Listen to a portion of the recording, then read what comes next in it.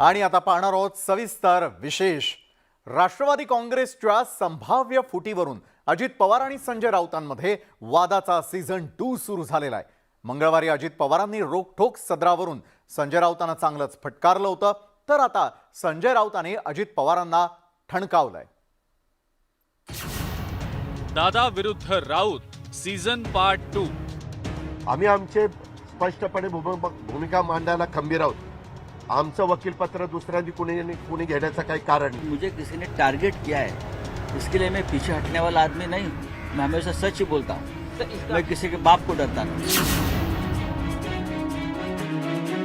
सत्ताधारी भाजप शिवसेना सरकार विरोधात महाविकास आघाडीनं आवळलेली वज्रमूठ सैल तर होत नाही ना, अशी राजकीय वर्तुळात चर्चा सुरू आहे। कारण विरोधी पक्षनेते अजित पवार आणि ठाकरे पक्षातले खासदार संजय राऊत यांच्यात शाब्दिक युद्ध रंगलंय। भाजपकडून राज्यामध्ये पुन्हा एकदा फोडाफोडीचं राजकारण केलं जाणार असल्याचा दावा खासदार संजय राऊतांनी सामना वृत्तपत्रात केला होता। सामनातल्या रोखठोक सदरात राऊतांनी शरद पवार आणि उद्धव ठाकरे यांच्यातल्या चर्चेचा हवाला दिला होता। त्यामुळे अजित पवार भाजपसोबत जाणार असल्याच्या चर्चेला उधाण आलं होतं। राऊतांच्या त्या लेखामुळे दुखावलेल्या अजित पवारांनी मंगळवारी जोरदार पलटवार केला होता। या संदर्भामध्ये आमचं वकीलपत्र दुसऱ्यांनी कोणी घेण्याचं कारण नाही। त्यांनी त्यांची भूमिका त्या ठिकाणी मांडावी।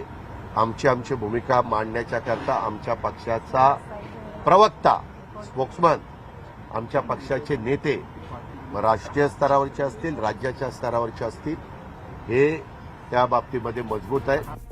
अजित पवारांनी फटकारल्यानंतर संजय राऊतांनी पुन्हा एकदा अजित पवारांना जोरदार टोला लगावला। आपण कुणालाही घाबरत नसल्याचं राऊतांनी अजित पवारांना ठणकावलंय।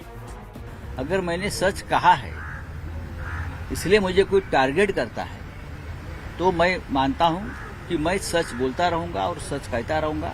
और मुझे किसी ने टारगेट किया है, इसके लिए मैं पीछे हटने वाला आदमी नहीं हूं। मैं हमेशा सच ही बोलता हूं। मैं किसी के बाप को डरता नहीं। महाविकास आघाडीतल्या या दोन नेत्यांमध्ये रंगलेल्या या शाब्दिक युद्धात आता शिंदेंच्या नेतृत्वातल्या शिवसेनेनं देखील उडी घेतली आहे। संजय राऊत महाविकास आघाडी बुडवणार असल्याची टीका संजय शिरसाट यांनी केली आहे।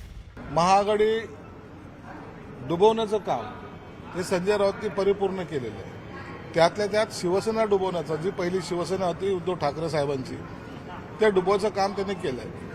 परंतु आता त्यांनी जो अजितदादाशी पंगा घेतला, मला वाटतं हा उद्धव साहेब एकदा सहन करतील, पण अजितदादा हे सहन करणार नाही आणि त्याचं योग्य तो उत्तर अजितदादा तातडीनं देतील अशी माझी अपेक्षा आहे। अजित पवार आणि संजय राऊतांदरम्यान यापूर्वी सुद्धा शाब्दिक जुगलबंदी रंगल्याचं पाहायला मिळत आहे।